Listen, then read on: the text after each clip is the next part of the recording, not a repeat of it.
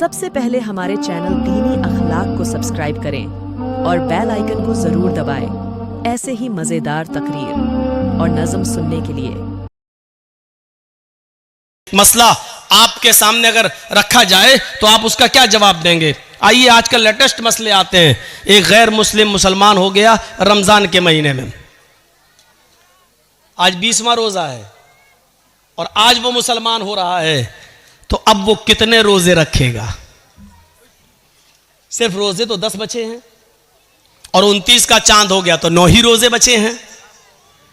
और इस्लाम वो आज ला रहा है और रोजे तो हर मुसलमान पर एक महीने के, रमजान के पूरे महीने के रोजे फर्ज हैं, तो अब वो कितना रोजा रखेगा? शरीयत क्या कहती है?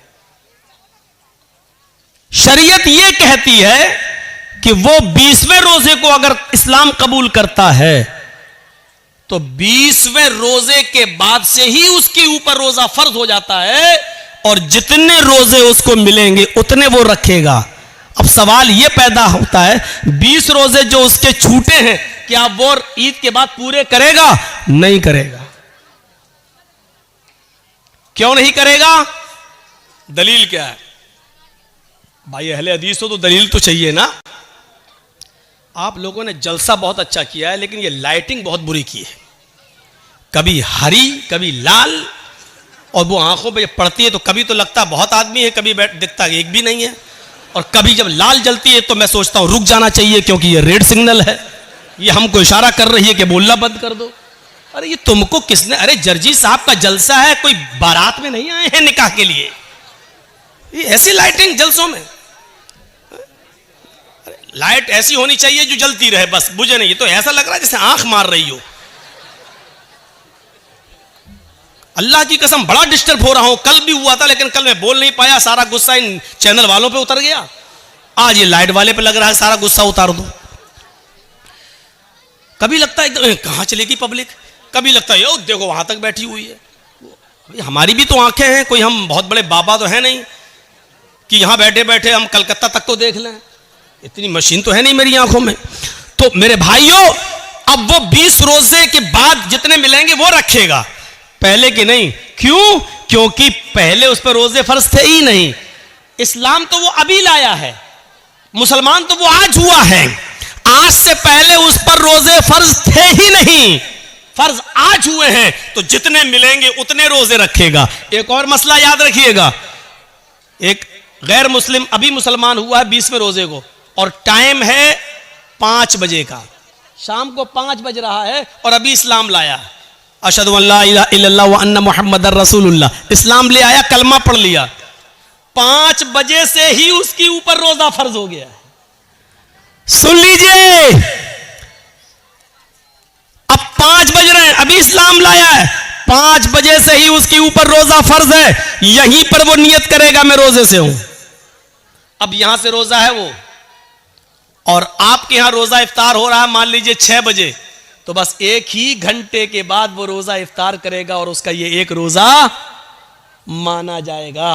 5 बजे अगर इस्लाम लाया है तो 5 बजे से ही उसके ऊपर रोजा फर्ज हो गया है, और जब इफ्तार का वक्त होता तब वो इफ्तार कर लेगा, उसका ये एक रोजा माना जाएगा। अब सवाल ये होता है कि वो 5 बजे तक तो खूब खाता पीता रहा, तो खूब खाता पीता रहा, उस वक्त वो काफिर था, उसके ऊपर खाना पीना जायज था। 5 बजे से पहले वो मुसलमान था ही नहीं, इसलिए रोजा नहीं था। 5 बजे इस्लाम लाता है, 5 बजे मुसलमान होता है, इसलिए रोजे के अहकाम 5 बजे से ही उसके ऊपर लागू होंगे। 5 बजे से पहले उसको जो खिलाया पिलाया गया ये अल्लाह की रहमत और मेहरबानी में शामिल कर लिया जाएगा। मेरे प्यारे साथियों, इन मसाइल को जानने की जरूरत है। बहुत हो चुका है मौलाना साहब, नमाज के बाद दुआ मांगनी चाहिए कि नहीं, ये पक चुका हूं सुन सुनकर। हम भी पक चुके हैं बता बता कर। चले जाइए मौजमपुर के साइड में, अभी तक नहीं माना जा रहा है। धड़ल्ले से मस्जिद में नमाज पढ़ी जा रही है। 20 साल पहले मैंने कहा था, जिस मस्जिद के अंदर कब्र होगी उस मस्जिद के अंदर नमाज नहीं होगी, नहीं माना जाता है। दलील क्या दी जाती है? मदीने में अल्लाह के रसूल की भी तो कब्र है, उसको भी तो दीवारों से घेर दिया गया है। अल्लाह के रसूल की कब्र को आम लोगों की कब्र के बराबर खड़ा नहीं किया जा सकता है, क्योंकि नबियों के बारे में नबी का फरमान यह है कि पैगंबरों की और नबियों के जिस्मों को कब्र की मिट्टी नहीं खाती। लेकिन हमारे और आपके जिस्मों के बारे में नहीं है कि कब्र की मिट्टी नहीं खाती। नबियों के बारे में अल्लाह के रसूल का यह फरमान है कि नबियों को वहीं दफन किया जाता है जहां उनका इंतकाल होता है, जहां उनकी रूह निकलती है वहीं पर उनको दफन किया जाता है। नबियों के लिए मसाइल अलग हैं और आवाम के लिए मसाइल अलग हैं, लिहाजा नबी की कब्र को हम आज की कब्र पर महमूल नहीं कर सकते हैं। अल्लाह के रसूल का ही यह फरमान है कि नबियों को वहीं दफन किया जाता है जहां उनकी रूह निकले, यानी मुझे भी वहीं दफन करना जहां मेरा इंतकाल हो। नबी अकरम ने यह फरमा कर साफ कर दिया कि मेरी कब्र वहीं होगी जहां मेरा इंतकाल होगा। नबियों की कब्र को खोद कर नहीं निकाला जा सकता है, लेकिन किसी इंसान को गाड़ दिया जाए, किसी इंसान को दफन कर दिया जाए और पता चले कि यहां तो मस्जिद थी, मस्जिद में एक आदमी को दफन कर दिया गया, अगर 10 साल बाद 20 साल बाद भी पता चले तो फिर उस कब्र को खोदा जाएगा। अगर उसमें से कुछ हड्डियां मिलती हैं तो उनको निकाला जाएगा और उनको मुसलमानों के कब्रिस्तान में मुंतकिल कर दिया जाएगा और कब्र को जमीन के लेवल पर करके उस पर नमाज पढ़ी जाएगी। अगर 10, 15, 20 साल के बाद अगर उसमें हड्डियां भी ना मिले, जब कब्र को खोदा जाए तो उसमें हड्डियां भी ना मिले, क्योंकि जिस्म इंसान का मिट्टी से बना हुआ और जिस्म को मिट्टी बन जाना है। अब अगर हड्डियां नहीं मिलती हैं तो उस कब्र से 1-2 तसला, 1-2 बड़ा बर्तन भरकर मिट्टी निकाली जाएगी और उसको मुसलमानों के कब्रिस्तान में मुंतकिल कर दी जाएगी और इस कब्र को जमीन के बराबर करके उस पर नमाज पढ़ी जाएगी। लेकिन मसला है वो अपनी जगह पर कायम रहेगा। आप उसकी चाहे कितनी दीवारें खड़ी कर दें, चारों तरफ से उसको कितना भी घेर दें, लेकिन जिस कब्र मस्जिद के अंदर कब्र है उस मस्जिद के अंदर नमाज नहीं होगी, नहीं होगी, नहीं होगी। ये उसी नबी का फरमान है जिस नबी का फरमान ये है कि नबियों को वहीं दफन किया जाता है जिस जगह नबियों का इंतकाल होता है। उसी नबी का यह भी फरमान है कि अपने घरों को कब्रिस्तान मत बनाओ। यह भी कहा उसी नबी ने, लानतुल्लाहि अलल यहूदी वन नसारा इत्तखज़ू कुबूर अंबियाहिमुल मसाजिद। अल्लाह की लानत हो यहूद और नसारा पर जिन्होंने अपने अपने नबियों की कब्रों को मस्जिद बना लिया है। मेरे भाइयों, कब्रों को मस्जिद नहीं बनाया जा सकता है, मस्जिद में कब्र नहीं बनाई जा सकती है। लिहाजा इस हदीस को अपनी जगह पर, ये मसले पुराने हो चुके हैं, अब लेटेस्ट मसाइल की तरफ आइए, नए नए मसाइल की तरफ आइए। वक्त की जरूरत है नए मसाइल की तरफ आना। तो ये मसले तो बहुत पुराने हो चुके हैं, तो हमें इन मसलों को जानने की जरूरत है। जहां इस्लाम ने एहतराम इंसानियत बताई है वहीं इस्लाम के अंदर एहतराम मुस्लिम भी बताया गया है। अच्छा, अब ये अंदाजा लगाओ, जब अल्लाह ये कह रहा है कि पड़ोसी के बच्चों को प्यार और मोहब्बत की नजर से देखो, तो इसका मतलब क्या हुआ? अपने बच्चों से कितना प्यार करो। ये आप अंदाजा लगा सकते हैं ना। जो इस्लाम दूसरों के बच्चों से मोहब्बत करने का हुक्म दे रहा हो तो उससे अंदाजा लगाओ कि फिर अपने बच्चों से कितनी मोहब्बत होनी चाहिए। जो इस्लाम पूरी इंसानियत के साथ अच्छा सलूक करने का हुक्म दे रहा हो तो फिर मुसलमानों के साथ अच्छा सलूक करने का उसमें कितना हुक्म होगा। या अय्युहल्लज़ीना आमनुत्तकुल्लाह हक्का तुकातिह वला तमूतुन्ना इल्ला व अंतुम मुस्लिमून वातसिमू बिहब्लिल्लाहि जमीअन वला तफर्रकू। इसके बाद वज़कुरू निअमतल्लाहि अलैकुम इज़ कुंतुम अअदाअन फ़अल्लफ़ बैन क़ुलूबिकुम फ़अस्बहतुम बिनिअमतिही इख़वाना। याद करो, आए मुसलमानों, याद करो उस दिन को, उस दौर को याद करो। वज़कुरू निअमतल्लाहि अलैकुम इज़ कुंतुम अअदाअन, कि तुम आपस में एक दूसरे के दुश्मन थे। फ़अल्लफ़ बैन क़ुलूबिकुम, अल्लाह ने तुम्हारे दिलों में उल्फत डाल दी। फ़अस्बहतुम बिनिअमती इख़वाना, तो तुम अल्लाह की इस नेमत से, इस्लाम की नेमत से, कुरान की नेमत से, नबी की नेमत से तुम आपस में भाई भाई हो गए। अल्लाह ने हमें उस दौर को याद दिलाया जब हम आपस में एक दूसरे के दुश्मन थे। एक एक रोटी और एक एक बोटी के पीछे हम एक दूसरे का कत्ल कर दिया करते थे। एक गांव के एक आदमी की बकरी दूसरे के गांव के खेत में, एक आदमी के खेत में चली गई। इतनी सी बात को लेकर झगड़ा शुरू होता है दोनों कबीलों और दोनों खानदानों के बीच में। जानते हो ये लड़ाई कितने दिन तक चली? ये लड़ाई 27 साल तक चली। ये लड़ाई 27 साल तक। और 27 साल के बाद जब ये लड़ाई बंद होती है तो दोनों तरफ से मरने वालों की तादाद गिनी जाती है, तो मरने वालों की तादाद थी 40,000। एक बकरी की वजह से, वो भी सिर्फ थोड़ी सी घास खा ली थी, इतनी सी बात पर दोनों कबीलों में लड़ाई चलती है। तो कितने साल तक चली? 27 साल। और 27 साल के बाद जब बंद होती है तो दोनों तरफ से मरने वालों की गिनती कितनी हुई? 40,000। अंदाजा लगाओ कितने खतरनाक लोग थे, कितनी डेंजर कौम थी। हम लोग तो मौजमपुर लखीपुर को रोते हैं कि इधर जान की कोई कीमत ही नहीं है, कब मार दो और कब नदी में बहा दो। कितनी डेंजर कौम थी। लेकिन यह डेंजर कौम भी जानते हो कितनी हमदर्द बन गई इस कुरान की नेमत से कि एक गज़वे में, गालिबन गज़वे ज़ातिर रिक़ा के मौके पर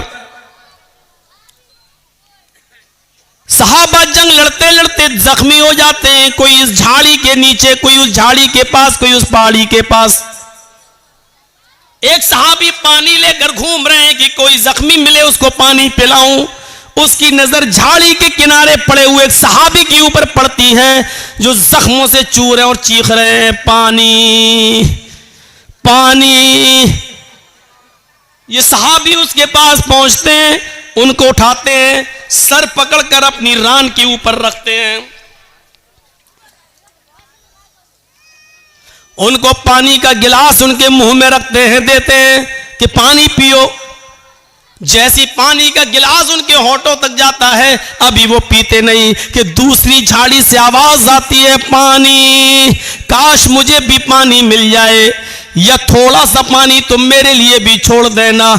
ये खुद प्यासा था, इसने पानी नहीं पिया, छोड़ दिया और कहा मेरा भाई मुझसे भी ज्यादा प्यासा है, मुझसे भी ज्यादा पानी का मुतलाशी है, लिहाजा जाओ पहले तुम उसको पानी पिला दो। यह आदमी उसके पास जाता है, उसके होठों से पानी का प्याला लगाता है कि तीसरे की आवाज आती है, थोड़ा बच जाए तो मेरे लिए भी छोड़ देना, मेरा भी हलक सूखा जा रहा है। दूसरे आदमी ने तीसरे की तरफ रेफर कर दिया, नहीं नहीं मैं रह सकता हूं, मेरा भाई मुझसे भी ज्यादा प्यासा लग रहा है, जाओ तुम पहले उसको पानी पिलाओ। ये पानी पिलाने वाला तीसरे के पास जाता है, उसको उठाता है, पानी का प्याला जमीन पर रखकर उसको सहारा देकर उठाकर अपने सीने पे लगाता है, फिर पानी का प्याला उठाकर उसके हलक में डालने की कोशिश करता है, उसके होंठ पे लगाता है, होंठ हिल नहीं रहे हैं। पानी का प्याला रखकर उसके दिल की धड़कनों को देखता है तो धड़कनें बंद हैं।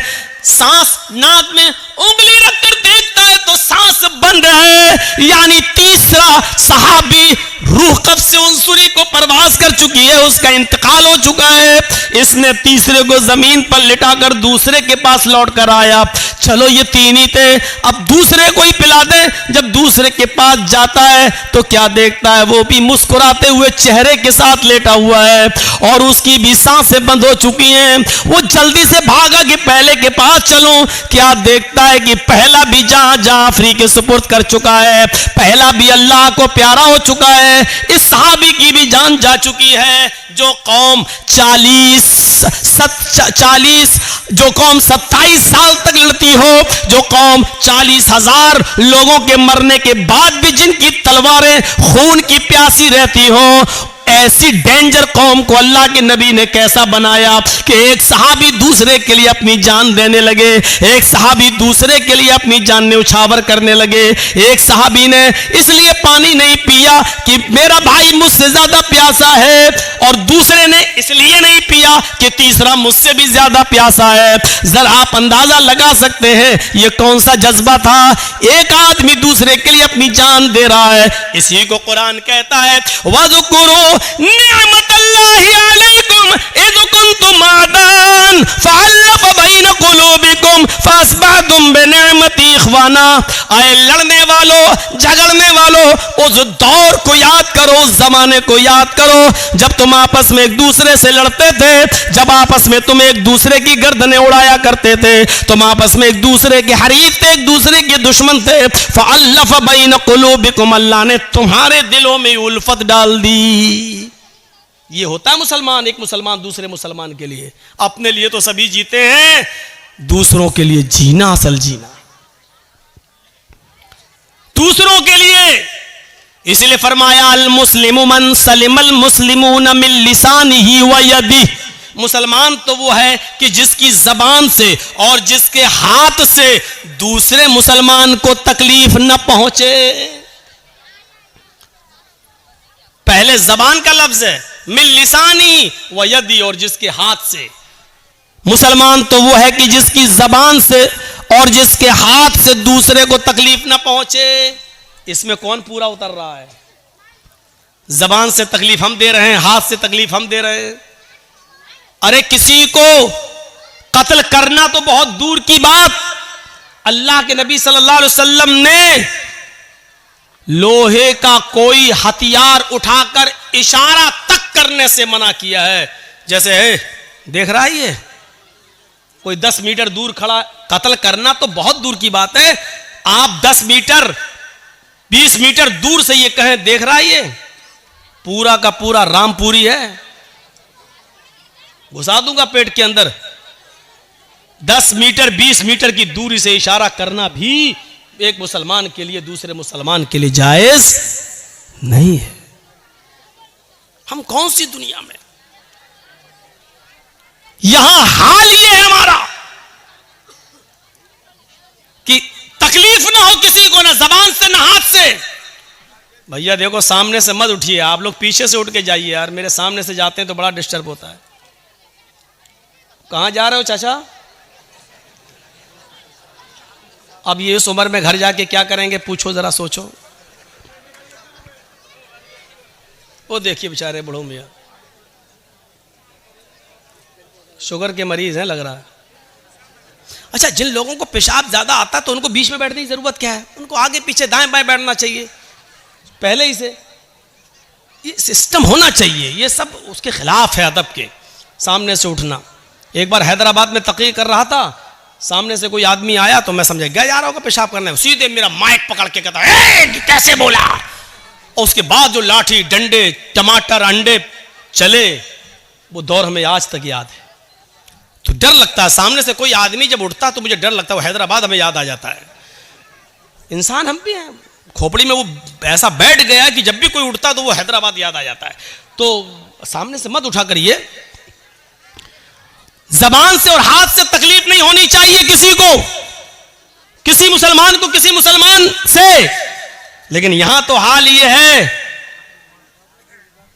कि हम अपनी परेशानियों से इतना परेशान नहीं हैं जितना आपके आराम से हमें परेशानी हो रही है।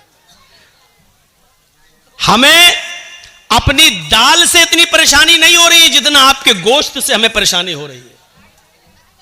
हमारे घर में क्या पका है उससे परेशानी नहीं हो रही है। आपके घर में कुकर की सीटी से आने वाली बिरयानी की खुशबू हमें और परेशान कर देती है कि ये आदमी हमसे ज्यादा अच्छा कैसे खा रहा है। ये सूरत हाल हो चुकी है आज की। हम दूसरे को बर्बाद करने के चक्कर में लगे हुए, मिटाने के चक्कर में लगे हुए हैं। और आदमी ये नहीं सोचता कि आप दूसरे के लिए जो कुआं खोद रहे हैं उसमें आप भी गिर रहे हैं। जर्जीस साहब को दुश्मनी है आपसे, अब हम आपको बर्बाद करना चाहते हैं। हम आपके पीछे भाग रहे हैं, आप हमसे जान बचा के भाग रहे हैं, आप उतना नहीं थक रहे हैं जितना मैं थक रहा हूं। क्यों? क्योंकि मुझे पकड़ना है आपको, तो आपसे ज्यादा तेज रफ्तारी से मैं दौड़ूंगा तभी आपको पकड़ पाऊंगा। तो आप उतना नहीं थक रहे हैं, उससे ज्यादा मैं थक रहा हूं। वो आदमी उतना बर्बाद नहीं हो रहा है जितना हम उसको बर्बाद करने में अपने आप को बर्बाद कर रहे हैं। एक आदमी की जमीन का झगड़ा चला दूसरे आदमी से, दूसरे आदमी को 1 लाख की जमीन है लेकिन हमें चाहिए, हमारा पावर है, वो पुलिस में रिपोर्ट करके कोर्ट मुकदमा करके सोच रहा ले लेंगे, लेकिन जमीन 1 लाख की, लेकिन 1 लाख रुपए की जमीन लेने के लिए 3 लाख बर्बाद कर चुका अब तक, कोर्ट कचहरी बर्बाद करके उसने अपने आप को और ज्यादा बर्बाद कर लिया है। लेकिन जिद है कि हमें इसी की जमीन चाहिए। वो 3 लाख रुपए की जमीन और उससे अच्छी कंडीशन में दूसरी जगह मिल जाती है, लेकिन नहीं, हमें इसको सबक सिखाना, इसी की जमीन चाहिए। उसकी 1 लाख की जमीन को लेने के लिए 3 लाख बर्बाद कर चुका है। 3 लाख। मेरे इटावा में एक मौलवी है जो हमें बर्बाद करने के चक्कर में हमारा 5 लाख बर्बाद हुआ तो वो 20 लाख बर्बाद कर चुका है। कितने ये जो टीवी पे जो खबरें आती है ना, ममता का मौलाना और जो जहरीला मौलाना, मैं भी सोचता हूं ये टीवी वालों को देता कौन है।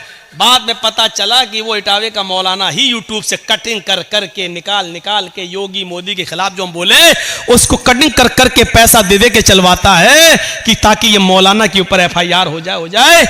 अगर हमें बचने के लिए मेरा 2, 4, 5 लाख खर्च हुआ तो वो बेचारा अब तक 20 लाख खर्च करके अपने आप को बर्बाद कर चुका है। और इसके बाद भी हालत ये है कि पूरे हिंदुस्तान में एक भी जगह अब उसको बुलाया नहीं जा रहा है, उसको निमंत्रण नहीं दिया जा रहा है, उसको कहीं दावत तक नहीं दी जा रही है, क्योंकि वो आदमी, जाति दुश्मनी तो एक दूसरे की माफ की जा सकती है, लेकिन जमाती दुश्मनी बहुत बुरी होती है। उसने पूरे जमात के साथ जो धोखाधड़ी की है, इसी वजह से कोई उसको दावत नहीं दे रहा है। और हम उसके खिलाफ कोई एक्शन इसलिए नहीं लेते हैं कि मरे हुए को मारना मेरी आदत नहीं है। मुझे महात्मा गांधी का वो कौल याद आता है कि किसी को मारना हो तो उसका नाम लेना छोड़ दो, उसको नाम मत लो, अपने आप मर जाता है। अब देख लीजिए कि उत्तर प्रदेश के चुनाव में एक साहब हैं, वो मुसलमान बहुत करते रहते हैं। आजकल वो बहुत चिल्ला रहे हैं, सपा ने क्या किया, समाजवादी पार्टी के दल्लो, ऐसी तमाम भाषाएं इस्तेमाल की जा रही हैं सिर्फ मुसलमानों में प्रचार करने के लिए। लेकिन उसके जवाब में अखिलेश ने एक बात भी नहीं कही है, ना उसका जवाब दिया जा रहा, ना उसका नाम लिया जा रहा है। इसका नतीजा यह निकला कि पूर्वांचल में चले जाओ या पश्चिम में चले जाओ, जो पहले कुछ वोट मिलने वाले भी थे, बंटने वाले थे, चुनाव से 2 दिन पहले सब ऐसे एक हुए, ऐसे इकट्ठे हुए कि उन्होंने सोचा कि नहीं, पहले अपने आप को बचाओ, इसी में भलाई है, इसी में भलाई है, पहले अपने आप को बचाओ। और ये अक्लमंदी का तकाजा है मेरे भाइयों, ये अक्लमंदी है कि हर आदमी को, हम तो बार बार कहे हैं, मेरे मोबाइल में आज तक मेरे घर यही रखा हुआ है, अभी 4-5 दिन पहले चलाया है, अभी जी हिंदुस्तान ने मेरे खिलाफ, और अभी चिल्लाया, देखिए ये लखनऊ में जो ममता बनर्जी आई हैं, ये मौलाना जर्जीस की प्लानिंग का एक हिस्सा है। अब बताइए, ये जी हिंदुस्तान ने चलाई है, मेरे पास रखी हुई है वो रिकॉर्डिंग। मैं जब टीवी में आ रहा था मैंने वो बना लिया, उसकी वीडियो बना ली, 2 मिनट की मैंने वीडियो बना ली कि देखिए ये उसी प्लानिंग का हिस्सा है। मौलवी जर्जीस जो बंगाल में बोला, ममता बनर्जी वही लखनऊ में बोल रही हैं। इनकी दोनों की भाषा एक है, ये सब मुसलमानों को एक करने के लिए आए हैं। जर्जीस ने बंगाल में मुसलमानों को एक किया, ममता बनर्जी यहां उत्तर प्रदेश में मुसलमानों को एक करने आई। यानी इस तरीके से ये बोला जा रहा है, इस तरीके से। लेकिन अक्लमंदी का तकाजा है। मैंने शायद कहीं मिसाल दी थी मेरे भाइयों की, जंगल में शेर और भेड़िया और लोमड़ी, इन तीनों ने शिकार के लिए तीनों निकले। जंगल में शेर, भेड़िया और लोमड़ी, जानते होंगे लोमड़ी, फॉक्स, ये तीनों जानवर शिकार के लिए निकले।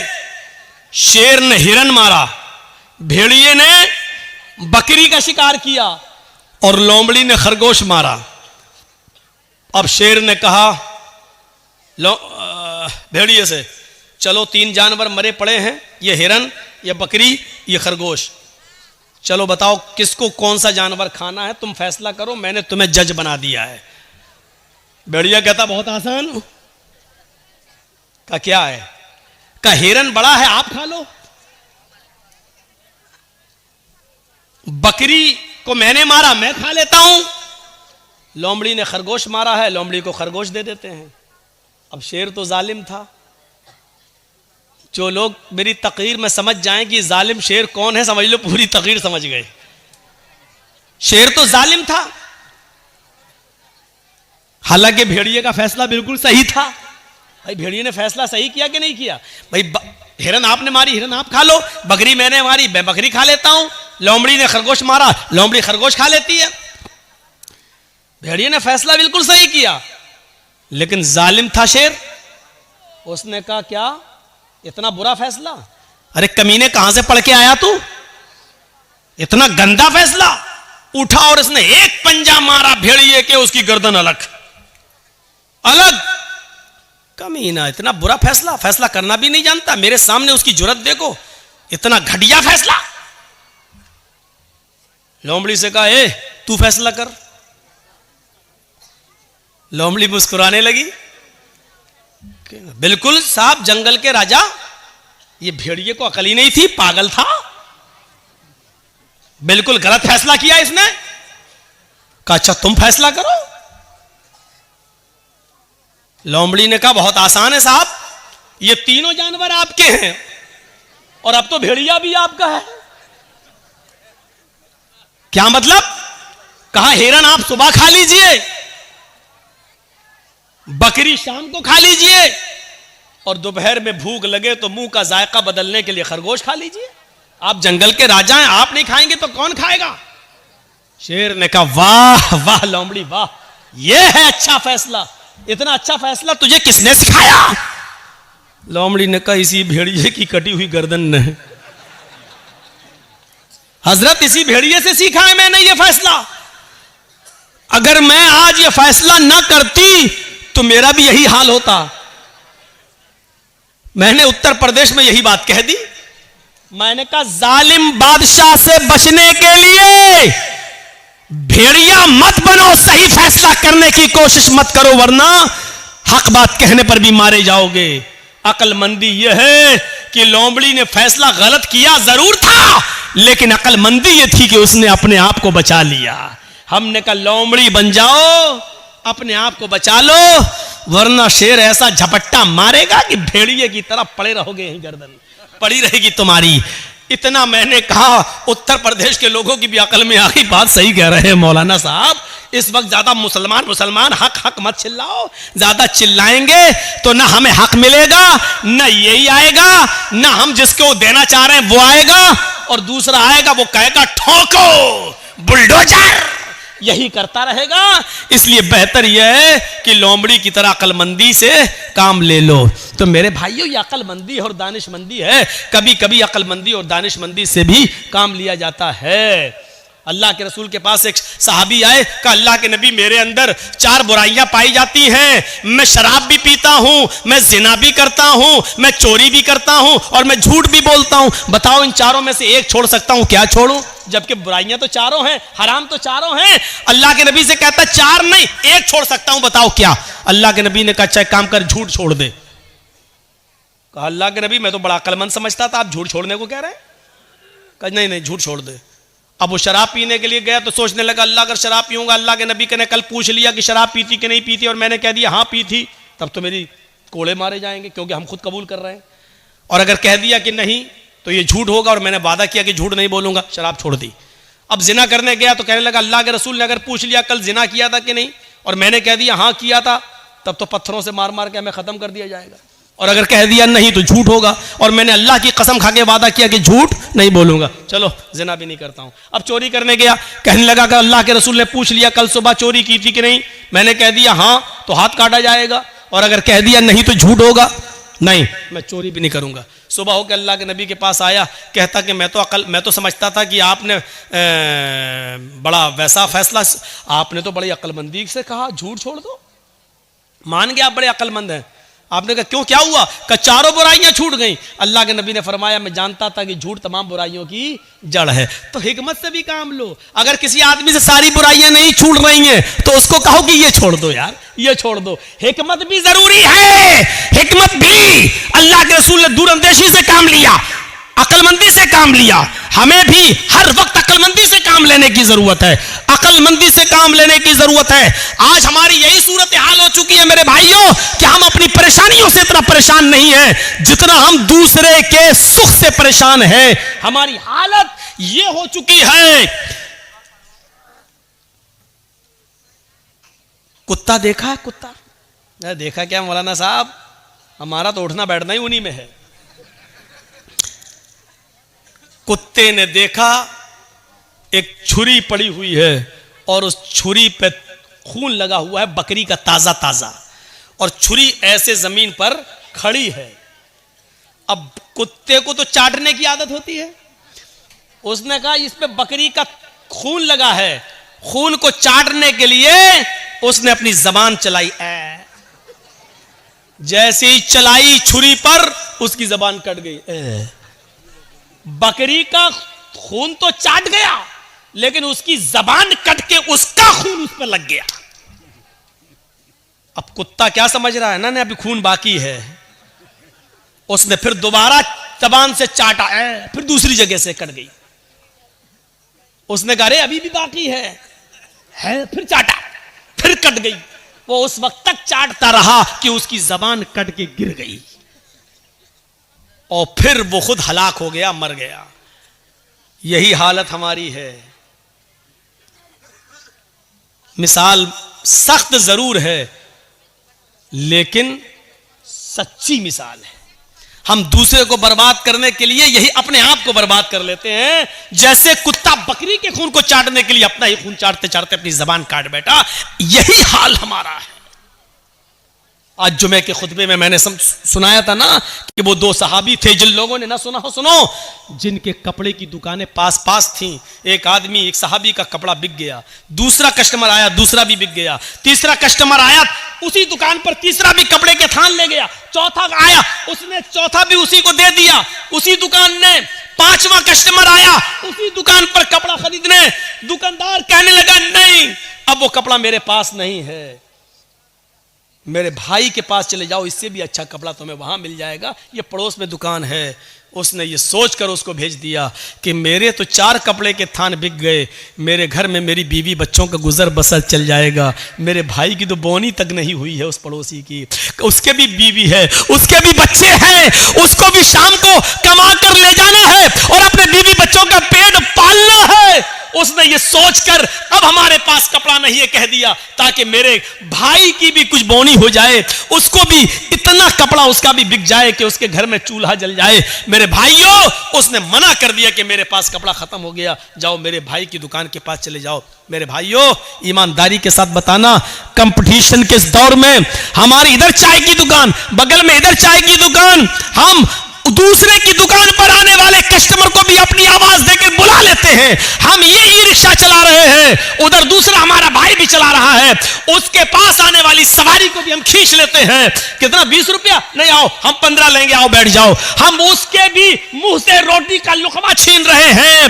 हमारे घरों में बरकत हो तो कहां से हो, हमारे बच्चों को बीमारियां न लगे तो कैसे न लगे, हमारे माँ बाप को बीमारियां और कैंसर जैसी बीमारियों में मुलव्वस न हो तो क्यों न हो, क्योंकि हमने रोजी रोटी के सारे नाजायज तरीके इस्तेमाल कर रखे हैं। हम तो अपने भाई की खुशी देखना ही नहीं चाहते हैं। हम अपने दुकान के होते हुए दूसरे की दुकान पे कस्टमर आता हुआ देखना ही गवारा नहीं कर सकते हैं। मेरे भाइयों, इस्लाम की तालीम ये तो नहीं थी, इस्लाम की तालीम ये तो नहीं थी। इमाम अहमद इब्न हंबल रहमतुल्लाह अलैह के पास एक बूढ़ी औरत आती है और सुनो, आए बीड़ियों का धंधा करने वालों सुनो, आए तंबाकुओं के धंधे करने वाले सुनो, आए सूद और ब्याज के खाने वालों सुनो, आए लंबे चौड़े बैंक बैलेंस बनाने वालों सुनो, आए बैंकों की नौकरियां करने वालों सुनो। इमाम अहमद इब्न हंबल रहमतुल्लाह अलैह के पास एक बूढ़ी औरत आती है और कहती है, इमाम मोहतरम, कहा जी एक मसला पूछने आई हूं, मेरी माँ बहनें सुने। उस जमाने की औरतें, और वो भी बूढ़ी औरतों में कितना तकवा हुआ करता था। कहा इमाम साहब मैं चरखा चलाती हूँ, चरखा तो जानते हैं ना, मैं चरखा चलाती हूँ, दूसरे लोग अपना सूत दे जाते हैं धागा, मैं उसको बना के फिराती हूँ और उनसे मजदूरी लेती हूँ, कभी दिन में और कभी ओवर टाइम करती हूँ तो रात में भी चलाती हूँ। मैं चिराग जलाकर मैं चरखा चलाती हूँ, जब मेरे पास तेल होता है तो मैं चिराग अपना जलाती हूँ और सूत फिराती हूँ। इमाम साहब उसकी मजदूरी मैं लेती हूँ। कहा इसमें बुराई क्या है? कहा मैं ये नहीं पूछने आई हूँ कि बुराई क्या है, मैं ये पूछने आई हूँ कि कभी कभी मेरे पास चिराग जलाने के लिए तेल नहीं होता है। अच्छा तो मैं सोने के लिए बिस्तर पर जाना चाहती हूं, लेकिन देखती हूं कि पड़ोसी के घर में चिराग जल रहा है और उसके घर के चिराग की रोशनी मेरे आंगन में आ रही है। मैं अपना चरखा लेकर उस आंगन में बैठ जाऊं और उस पड़ोसी के घर से जो चिराग जल रहा है, मैं मांगने नहीं गई उसकी रोशनी, लेकिन उसकी रोशनी ऑटोमेटिक मेरे घर में आ रही है। अगर मैं उसके चिराग की आने वाली रोशनी में अगर सूत फिरा लूं और चरखा चला लूं और ये चलाकर मैं अपने मालिक से उसकी मजदूरी ले लूं, तो ये कमाई मेरे लिए हराम तो नहीं होगी? मेरे लिए यह मजदूरी हराम तो नहीं होगी? मैंने चोरी नहीं की है, मैंने उससे चिराग का तेल नहीं मांगा है, उसके घर में चिराग जल रहा है और उसकी रोशनी मेरे घर आ रही है, उसकी रोशनी मेरे घर आ रही है। अगर मैं उसकी रोशनी में सूत फिरा लूं और इसकी मजदूरी में ले लूं तो ये मेरे लिए हराम तो नहीं होगी? ये खाकर कहीं मैं अजाब कब्र की मुस्तहिक तो नहीं बनूंगी, कहीं मैं जहन्नम में तो नहीं जाऊंगी? अहमद इब्न हम्बल रहमतुल्लाह अलैह फरमाते हैं, खातून माँ तेरे सवाल ने अहमद इब्न हम्बल के इल्म को आज शर्मिंदा कर दिया। काबे के रब की कसम, तेरे इस मसले का जवाब अहमद इब्न हम्बल के पास नहीं है। कहने लगी इमाम साहब फिर आपसे बड़ा आलिम इस बस्ती में कोई है ही नहीं, फिर मैं ये किससे मसला पूछूं? उन्होंने कहा सुन मेरी माँ, जहां तक कयास का नतीजा है, कयास का तकाजा है, तो जहां तक मेरा इल्म है मैं उस इल्म की रोशनी में कयास लगाकर अंदाजे से ये कह सकता हूं कि इसमें कोई हर्ष तो नहीं लग रहा है। क्यों? क्योंकि तू मांगने नहीं जा रही है, वो अचानक आ रही है। तेरे घर में भी दीवार नहीं है और उसके घर में भी कोई दीवार नहीं है और उसके चिराग की रोशनी आ रही है तेरे घर, तो इसमें तेरा क्या कसूर है?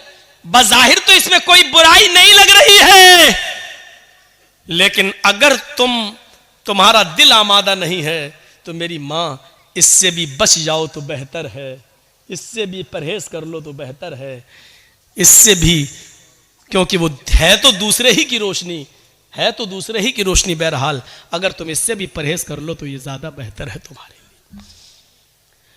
जब वो औरत वहां से जाने लगी बुढ़िया, तो इमाम अहमद इब्न हम्बल ने लोगों से पता लगवाया कि ये किसकी बेटी है, इसके बाप का क्या नाम था। बताया होगा किसी ने कुछ जो मेरे जहन में नहीं रहा। अहमद इब्न हम्बल फरमाते हैं कि आज के जमाने में ऐसी बूढ़ी औरतें मौजूद हैं, जरूर इसका बाप कोई आलिम कुरान होगा, आलिम हदीस होगा, क्योंकि ऐसी तरबियत अपनी औलाद के अंदर कोई बड़ा आलिम ही पैदा कर सकता है। बुढ़ापे की इस दहलीज पर पहुंचकर भी इस औरत की हालत यह है, इस बुढ़िया की हालत यह है कि पड़ोस से आने वाली रोशनी में भी, उस चिराग की रोशनी में भी चरखा चलाने के बारे में सोच रही है कि ये चरखा चलाएंगे तो ये कमाई मेरे लिए हलाल होगी या हराम। तब ऐसे लोगों की नमाजें अर्श से टकराएं और अल्लाह कबूल ना करे, ऐसा हो ही नहीं सकता है। मेरे भाइयों, इधर हम नमाज पढ़ के निकलते हैं, जो मैं सर बसजदा हुआ जमी पर, तो आसमां से आने लगी ये निदा, तेरा दिल तो है सनम आशना, तुझे क्या मिलेगा नमाज में। एक हमारा तकवे का हाल ये है, एक हमारी परहेजगारी का हाल यह है कि यहां से निकले नमाज पढ़ के, मालिकी यौमिद्दीन, तू कयामत के दिन का पूरा पूरा मालिक है। इय्याका नअबुदु व इय्याका नस्तईन, तेरी ही इबादत करते हैं, तुझसे ही मदद मांगते हैं। इहदिना सिरातल मुस्तकीम, जो सीधा रास्ता उस पे चला और तमाम बुरे रास्तों से बचा ले। यहां ये दुआ मांग के हटे, सलामु अलैकुम व रहमतुल्लाह, सलामु अलैकुम व रहमतुल्लाह। जैसी सलाम फेरा और मस्जिद के बाहर निकलते ही जेब में बीड़ी रखी है, निकाली और माचिस जलाई और सूरह दुखान की तिलावत शुरू, धुआं धक्कड़ शुरू। अभी 10 मिनट भी नहीं हुए ये कहते हुए कि इहदिना सिरातल मुस्तकीम, आय अल्लाह हमको सीधे रास्ते पे चला, आय अल्लाह गंदे और गलत रास्तों से हमारी हिफाजत फरमा। अब ये दुआ मांगे हुए 10 मिनट भी नहीं हुए और यहां आकर ये है हमारी इबादतों का और हमारी नमाजों का हाल। मेरे भाइयों, जायजा लो, इमाम अहमद इब्न हंबल के पास जो बूढ़ी औरत आती है, उस औरत के सवाल से जरा इबरत हासिल करो कि हमारी इबादतें अल्लाह के यहां कबूल हो भी रही होंगी या नहीं हो रही होंगी। सोचो तो सही, गौर तो करो। मेरे भाइयों, यहां आदि इब्ने उमैर है, जंग बदर में गिरफ्तार करके लाए जाते हैं। आदि इब्ने उमैर है, गिरफ्तार करके लाए जाते हैं, पकड़ के लाए जाते हैं, पैरों में बेड़ियां डाल दी जाती हैं। ये आदि इब्ने उमैर मुसाब इब्ने उमैर के भाई हैं, भाई मोमिन है और आदि काफिर है। मुसाब सहाबी और आदि काफिर, दोनों भाई हैं, सगे भाई हैं। अल्लाह के नबी सल्लल्लाहु अलैहि वसल्लम ने फरमाया कि जो गिरफ्तार करके काफिर लाए गए उनके पैरों में बेड़ियां डाल दो। आदि के पैरों में जब बेड़ियां डाली जाने लगी तो मुसाब इब्ने उमैर वहीं खड़े हो गए और जो उनके पैरों में बेड़ियां डाल रहा था सहाबी, आदि इब्ने उमैर के पैरों में वहीं खड़े होकर मुसाब इब्ने उमैर कहने लगे, आए सहाबी अपने दोस्त से, आए दोस्त इसके पैरों में बेड़ियां जरा टाइट डालो, यहां से कस दो, मैं इसको अच्छी तरीके से जानता हूं, ये लॉक तोड़ने में, जंजीर तोड़ने में बड़ा माहिर है, यहां से टाइट कर दो वरना ये तोड़ के भाग जाएगा।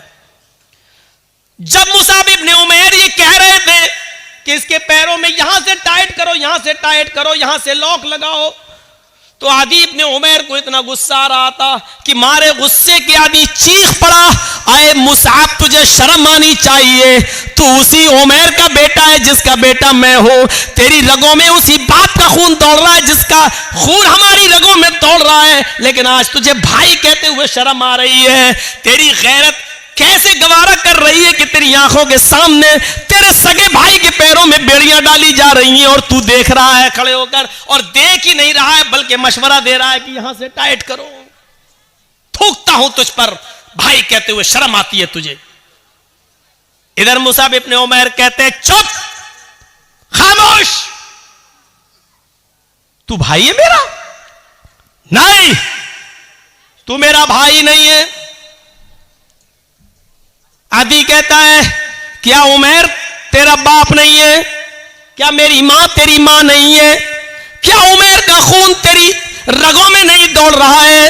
क्या मेरी मां का दूध तेरी रगों में खून बनकर नहीं दौड़ रहा है? जवाब दिया, उमैर मेरा बाप है, ये सच है, तेरी मां मेरी मां ही सच है, तूने और मैंने एक ही मां का दूध पिया है, ये भी सच है, तेरी और मेरी रगों में एक ही बाप का खून दौड़ रहा है, यह भी सच है, लेकिन यह सच नहीं है कि तू मेरा भाई है। जानता है मेरा भाई कौन है? आदि ने कहा, फिर कौन है अगर मैं तेरा भाई नहीं हूं? मेरा भाई वो है जो तेरे पैरों में बेड़ियां डाल रहा है? ये तेरा भाई है? हाँ, इसलिए कि मेरे इस भाई ने कलमा पढ़ा है, अशहदु अल्ला इलाहा इल्लल्लाह व अशहदु अन्ना मुहम्मदन अब्दुहु व रसूलुहु। बुखारी शरीफ की हदीस के इस वाक़े से हमें यह पता चलता है मेरे भाइयों कि इस्लाम लाने के बाद, ईमान कलमा पढ़ने के बाद, ला इलाहा इल्लल्लाह मुहम्मदुर रसूलुल्लाह का इकरार करने के बाद, इस्लामी रिश्ते से कलमे की बुनियाद पर अपने एक साथी की जो इज्जत होती है वो फिर सगा भाई भी वो दर्जा नहीं रखता है। क्या जवाब दिया? खूनी रिश्ते को कुर्बान कर दूंगा, लेकिन कलमे की बुनियाद पर ये मेरा भाई है, इस रिश्ते को मैं कुर्बान नहीं करूंगा। आए आदि, तू मेरा भाई नहीं, मेरा भाई वो है जो मेरे पैरों में बेड़ियां डाल रहा है, इसलिए कि इसने कलमा पढ़ा है, अशहदु अल्ला इलाहा इल्लल्लाह व अशहदु अन्ना मुहम्मदन अब्दुहु व रसूल। इस कलमे की बुनियाद पर ये मेरा भाई है, तू भाई नहीं है। ये होता है इस्लामी रिश्ता। और इस्लामी रिश्ता इतना अहम होता है कि उसके लिए खूनी रिश्ते को कुर्बान कर दिया जाता है। अरे कम से कम उतना ही करो जो अपने लिए पसंद करो, वो अपने भाई के लिए पसंद, अपने मुसलमान भाई के लिए पसंद कर लो, यही काफी, इतना ही करो आज के जमाने में। सईद इब्ने जुबैर को हज्जाज इब्ने यूसुफ की पुलिस ढूंढ रही थी। सईद इब्ने जुबैर को हज्जाज इब्ने यूसुफ की पुलिस ढूंढ रही थी। हुक्म था उसको पकड़कर जिंदा मेरे पास लाओ, उसको कत्ल किया जाएगा।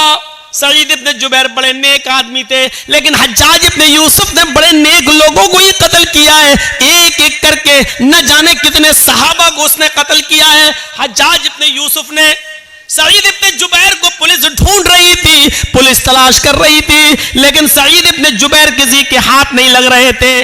रात को वो बहुत सी दूरी तय करके हज्जाज इब्ने यूसुफ की सल्तनत से निकलना चाह रहे थे, उसके मुल्क से बाहर भागने की कोशिश कर रहे थे ताकि मेरी जान बच जाए। लेकिन रात का वक्त था, अंधेरे में फायदा उठाकर वो जाया करते थे, और जब सुबह होती थी तो कहीं पनाह ले लिया करते थे ताकि हज्जाज इब्ने यूसुफ की पुलिस हमको न पकड़ ले। एक दिन रात को इशा की नमाज के बाद किसी मुसलमान के घर वो खाना खाने के लिए रुके थे, और मुसलमानों ही में से किसी ने जासूसी कर दी। हज्जाज इब्ने यूसुफ की पुलिस को बता दिया कि सईद इब्ने जुबैर फला आदमी के घर रुके हुए हैं, और रात का हिस्सा गुजरने के बाद वो इस घर से निकलेंगे और वो फिर भागेंगे। हज्जाज इब्ने यूसुफ की पुलिस आती है और इशा की नमाज के बाद उस घर पे छापा मारती है। सईद इब्ने जुबैर पकड़ लिए जाते हैं। अब बताता हूं, जासूसी किसने की? अपनों ने। अपने ही जासूसी करते हैं। लॉकडाउन के मौके पर आपने देखा होगा, हमारे उत्तर प्रदेश में तो वही हाल था, जब हर चीज का गोश्त बंद था, कुछ नहीं ले सकते थे, और चोरी छुपे कोई अगर भैंस भैंस काट लेता था तो अपने ही लोग जासूसी करते थे, फला के घर में भैंस हुई है, और पुलिस आकर छापा मारती थी। जितने की भैंस नहीं उससे ज्यादा जुर्माना वसूल करती थी। अपने ही जासूसी करते हैं। इनाम का लालच होगा, इतना मिलेगा। सईद इब्ने जुबैर पकड़ लिए जाते हैं, और सईद इब्ने जुबैर को हज्जाज इब्ने यूसुफ के पास लाया जा रहा है। लेकिन जहां पकड़े गए वहां से हज्जाज इब्ने यूसुफ इतना दूर है कि वहां तक जाने में 1 हफ्ता लग जाएगा। घोड़े पर, ऊंट पर बैठकर सफर किया जाए तो 1 हफ्ता लग जाएगा। कितना? 1 हफ्ता। लेकिन चल रहे हैं। नमाज का वक्त होता, वो नमाज पढ़ते। सफर में रोजा माफ है, लेकिन सईद इब्ने जुबैर सफर में भी रोजा रख रहे हैं, क्योंकि उनको मालूम हो चुका है कि अब मेरी मौत का वक्त करीब है। हज्जाज के सामने मैं लाया जाऊंगा और मुझे कत्ल कर दिया जाएगा। लिहाजा वो दिन में रोजा रखना शुरू कर दिए।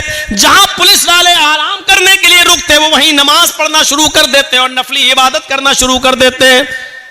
सईद इब्ने जुबैर की इबादत पुलिस वालों को बड़ी पसंद आई, उनका अखलाक बहुत पसंद आया। हज्जाज किन दोनों पुलिस वालों ने 3 दिन के बाद कहा, देखो सईद इब्ने जुबैर बड़ा नेक आदमी है, अगर इसको हम हज्जाज के पास ले जाएं तो हज्जाज इसको कत्ल कर देगा। बेचारा बच्चों वाला आदमी है, बीवी बच्चे इसके महरूम हो जाएंगे, और हज्जाज को क्या मालूम कि हमने इसको पकड़ा है। ऐसा करो, इस बेचारे को छोड़ देते हैं, ये नेक आदमी है, अच्छा आदमी है, हज्जाज तो जालिम है, वो इसको कत्ल कर देगा। इन दोनों पुलिस वालों ने आपस में सलाह और मशवरा किया कि इस नेक आदमी के कत्ल की जिम्मेदारी हम अपने ऊपर न लें, छोड़ देते हैं इसको। ये दोनों पुलिस वाले सईद के पास आए, कहने लगे, सईद इब्ने जुबैर, आए सईद इब्ने जुबैर, तुम्हारी इबादत ने, तुम्हारे अखलाक ने मेरा दिल मोह लिया है। हम नहीं चाहते कि तुम्हें हज्जाज के पास लेकर चले, मेरा दिल चाहता है कि तुम्हें हम छोड़ दें। आए हज्जाज, ये रात का वक्त है, अंधेरे का फायदा उठाओ और तुम निकल जाओ। हज्जाज को तो मालूम नहीं है कि मैंने तुम्हें गिरफ्तार कर लिया है। हम उसके पास जाएंगे और कह देंगे कि हमें सईद इब्ने जुबैर मिले ही नहीं। सईद इब्ने जुबैर ने कहा तुम्हारी बड़ी मेहरबानी, मैं कसीरुल अयाल हूं, मेरे बच्चे ज्यादा हैं, मेरी बीवी है, बच्चों का बोझ है मेरे ऊपर, अगर तुम मुझे छोड़ रहे हो तो ये तुम्हारा रहमो करम है मेरे ऊपर। अच्छा है, छोड़ दीजिए भाई, मैं आपका ये एहसान कभी भूलूंगा नहीं। उन्होंने कहा एहसान की क्या बात है, आप मुजरिम नहीं है, हज्जाज आपका दुश्मन है, वो आपको कत्ल करना चाहता है। जाओ आए सईद, मैंने तुम्हें छोड़ दिया है, जाओ चुपके से जाओ, निकल जाओ। सईद इब्ने जुबैर बड़े खुश होते हैं कि मुझे हज्जाज के पुलिस वालों ने छोड़ दिया, लेकिन उनकी खुशी ज्यादा देर तक न रही। वो थोड़ी दूर तक आगे गए होंगे, जैसे यहां से मौजमपुर बस आपका स्टैंड 1 किलोमीटर तकरीबन गए होंगे, मुश्किल से 1 किलोमीटर गए होंगे, और जाने के बाद वहां कुछ सोचने लगते हैं और सोचकर फिर वहां से वापस आते हैं। 1 किलोमीटर गए, लेकिन कुछ उनके दिमाग में आया और वहां से सोचकर वो फिर लौटे आए, और लौट कर आने के बाद उन दोनों पुलिस वालों के पास आ गए और कहने लगे, अरे हज्जाज इब्ने यूसुफ के पुलिस वालों, मुझे हज्जाज के पास ले चलो, मैं भाग कर छिप कर भागना नहीं चाहता, मुझे हज्जाज के पास ले चलो। पुलिस वालों ने कहा तुम्हारा दिमाग खराब है सईद, हज्जाज तुम्हारी जान का दुश्मन है, तुम्हें कत्ल कर देगा। कहा वो मैं जानता हूं कि वो मुझे कत्ल करेगा, फिर कहा इसके बावजूद मैं उसके सामने जाना चाहता हूं। पुलिस वाले कहते हज्जाज आए सईद, बेवकूफी मत करो, मैंने तुम्हें छोड़ दिया, फिर तुम क्यों आए। सईद इब्ने जुबैर रोते हैं और रोते हुए कहते हैं, आए पुलिस वालों, तुम्हें नहीं मालूम जिस आदमी ने मेरी जासूसी की और तुम्हें यह बताया कि मैं इस घर में छिपा हूं, वो तो कहीं ना कहीं से देख ही रहा होगा, उसको तो यह मालूम ही होगा कि तुम दोनों ने मुझे गिरफ्तार कर लिया है, मुझे पकड़ लिया है। वो आदमी हज्जाज को यह खबर दे देगा इन दोनों पुलिस वालों ने सईद को गिरफ्तार कर लिया। आए पुलिस वालों, अगर हज्जाज को यह पता चल गया कि तुमने मुझे पकड़ लिया था और फिर छोड़ दिया, तो मैं तो बच जाऊंगा, लेकिन फिर तुम्हारा हश्र यह होगा कि तुम दोनों को खूनी चमड़े पर लिटाकर बिठाकर तुम्हारी गर्दनों को उड़वा देगा, और मैं ये नहीं चाहता कि मेरी जान बच जाए और मेरे बदले में तुम दोनों की जान चली जाए, मेरी गर्दन महफूज रहे और तुम दोनों की गर्दनें कट जाएं। अल्लाह के नबी ने फरमाया, जो अपने लिए पसंद करो वो अपने भाई के लिए पसंद करो, और जो अपने लिए पसंद ना करो वो अपने भाई के लिए पसंद ना करो। जब मुझे अपनी गर्दन अपने लिए कटाना पसंद नहीं है, तो अपने वजह से, मेरी वजह से तुम दोनों की गर्दनें कट जाएं, ये मुझे कैसे पसंद हो सकता है। अगर मेरे बीवी बच्चे हैं तो आपके भी तो बीवी बच्चे हैं, फिर मेरे बीवी बच्चों में मैं खुश रहूं और तुम दोनों की जान जाए और तुम दोनों की बीवी बच्चे एक दूसरे के ऊपर बोझ बन जाएं, ये इस्लाम ने नहीं सिखाया, ये हमारे नबी ने नहीं सिखाया। आए हज्जाज के पुलिस वालों, मुझे हज्जाज के पास लेकर चलो। इसके बावजूद उन दोनों ने समझाया, लेकिन नहीं माने सईद इब्ने जुबैर, हम अपने लिए तुम्हारी जिंदगी खतरे में नहीं डाल सकते हैं। आखिरकार जिद करते रहे और वो दोनों पुलिस वाले उनको पकड़कर हज्जाज के सामने ले आए। हज्जाज ने कहा, बहुत बहुत मुबारक, तुम इनको पकड़ कर लाए हो, तुम्हें इनाम से नवाजा जाएगा। और कहा, कोई ख्वाहिश है तुम्हारी? उन्होंने वही ख्वाहिश जाहिर की कि हमें 2 रकात नमाज पढ़ना है। कहा पढ़ लो। खूनी चमड़ा बिछा दिया गया। कुछ खाना है, कुछ पीना है? कहा नहीं। क्यों? आखिरी तमन्ना तो सबसे पूछी जाती है, कुछ खाना हो पीना हो तो बता दो। सईद इब्ने जुबैर ने कहा, इन्नी साइमुन, मैं रोजे से हूं। हज्जाज इब्ने यूसुफ ने कहा, चलो।